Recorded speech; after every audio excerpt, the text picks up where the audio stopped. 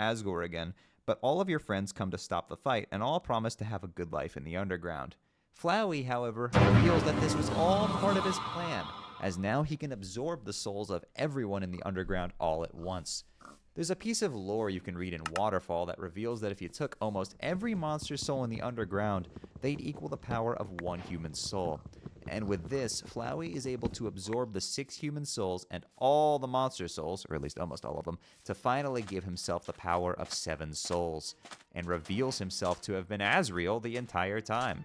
This incredible final boss fight against Asriel has you battle with him, barely surviving his onslaught of powerful moves, and he boasts about resetting the timeline and taking control of everything. Even if you fall in battle here, your soul will refuse to die and literally refuse itself back together to continue the fight. Eventually, Asriel shows the full extent of his power and transforms, but by targeting the souls of your friends inside Asriel, you eventually free them and cause Asriel to experience the emotions they feel for you. With souls inside him again, Asriel gains back the empathy that he had lost as a soulless planet, in an incredibly emotional moment that made me and just about everybody else tear up. He eventually surrenders after being reminded of his friend through the love your friends felt for you. Undertale uses this touching moment to drop an incredible bombshell again. The character you have played as this entire time was never just a self-insert or a blank slate, or even had the name that you thought you gave them at the beginning. Flowey mistook you for Kara several times, but the game reveals here that the human you play as is actually named Frisk, and it's their own character, independent of anything else. This is certainly a huge expectation subversion right at the very end of the game, and stands out in my mind as a powerful moment. Undertale has subverted tropes throughout its entire runtime, so why not do it one final time? Asriel, as a character, is an incredibly compelling case. He basically had his whole life taken from him by a plan he never really wanted to do, and he lost everything. He lost his sibling and friend, his parents, his life, and everything, all because of this plan he didn't want to go along with. But he also blames himself, because he chose not to attack the humans in the village, and the regret he felt over that continued to hang over him, and was the driving force behind him adopting a kill or be killed mindset. It's an incredibly tragic tale, but it feels immensely satisfying at the end, getting to see him do the right thing, and he chooses to use his power to shatter the barrier and returns Frisk back to the underground and everyone else. With everyone all together, you're free to head right over to the ending, or take one last stroll around the underground and talk to literally everybody again. This is in direct reference to the ending of Earthbound that allows you to do this exact same thing. And I really appreciate that Undertale does not require you to do this, as you can simply walk one room to the right and finish the game. Or you can take the time to go back and see everything. Almost the entire game has brand new dialogue in this epilogue segment, and it is an incredibly underrated part of the game experience that allows you to interact with it as much as you please. It's really something special. Ultimately, once you're ready, you can head to the right and watch the sunset with your friends.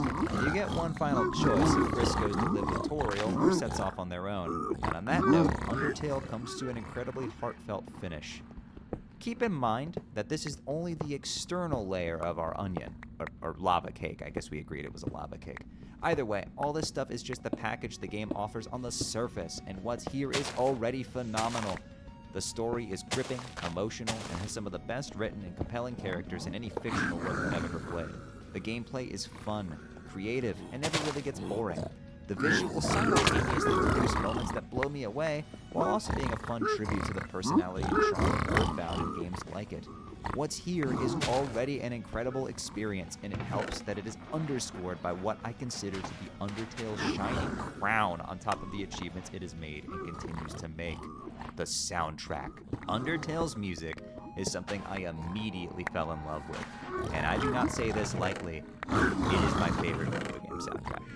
The score is incredibly well composed, rich in fantastic throwbacks to classic game sound fonts and feels, while continuously being dotted by incredibly catchy and memorable melodies. The game uses the musical concept of leitmotifs to anchor together the entire soundtrack through distinctive character themes that pop out throughout the entire score over and over again in new and inventive ways each time. You would think eventually this trick would get old, but it's constantly used in such new and inventive ways, and it results in incredible musical moments throughout the entire game that create an air of familiarity and cohesion, while also giving the game a great variety of steady locales. Toby Fox is nothing short of a musical genius, and this soundtrack is his magnum opus. Undertale's music will continue to live in my mind for the rest of my life, whether I'm listening to it in the game itself, or working on something, or playing it on the piano. Hell, this soundtrack revitalized my interest in playing piano as a whole, which was waning during my teenage years. It is a soundtrack I hold very, very close to my heart, and in my mind, the setting of this game inevitably fades to full classic status, or becomes more niche in general. This is the one thing that will continue to shine unfazed as time goes on. Again, I cannot overstate my absolute adoration for this game's soundtrack. The melodies have stuck with me for a decade at this point, and I do not see that changing anytime soon. As a video game, I think Undertale succeeds greatly, even if none of the following content I'm about to speak at length about was in the game. I still think this game would be very well regarded. And frankly, to the general fan base of this game, these aspects of Undertale are the most regarded parts already. So you already have a very, very great game just on the surface level, but Undertale has so much more to offer to the seasoned and dedicated. It offers things only a video game can, in a way that utilizes the medium in inventive ways to deliver storytelling that couldn't really be possible otherwise. Player choice is the name of the game, and Undertale understands that. I remember when I was a kid, I had this one book. It was called Milo and the Magical Stones, and the book had a split story where you could choose in the middle what would happen, and the book was actually physically split into two segments depending on which choice you made. Imagine trying to do that, but with the amount of choices Undertale grants you. It would require a book the size of a football field, or maybe even 2 football fields. And that's not the only aspect Undertale has that utilizes the power in a unique way. Many games have stories that kind of just play out like movies. I love the Xenoblade Chronicles series, for example. They have fantastic stories that I enjoy greatly. But I could just go watch a Xenoblade Chronicles all cutscenes video, and it is the exact same experience as seeing the scenes in the game. Undertale doesn't really have that. So much is tied to player interaction. In the next layer of the Undertale unspecified food item... Okay, never mind. Let's go back to... There we go. That's much easier. And less expensive to render. Now, let's take a look into what I like to call the meta-narrative of the game. How the world exists as a game, how the game deconstructs and commentates over video game mechanics, how the game utilizes the mere act of saving and loading your game as a storytelling device and an in-universe power. And of course, in this segment, we'll largely be talking about the game's most sinister route. The tagline for Undertale as a game is, quote, "the friendly RPG where nobody has to die."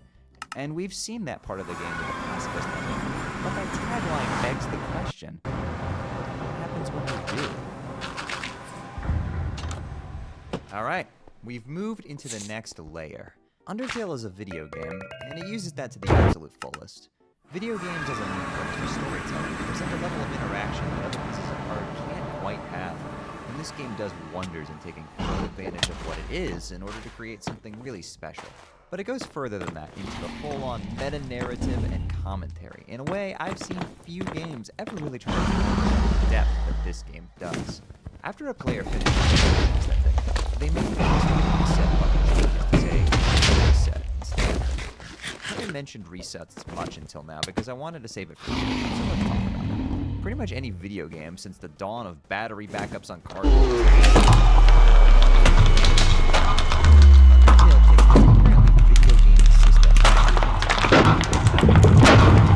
Saving and reloading is not just a thing because it's a video game, and it needs convenience for the player. No. In this game, saving and loading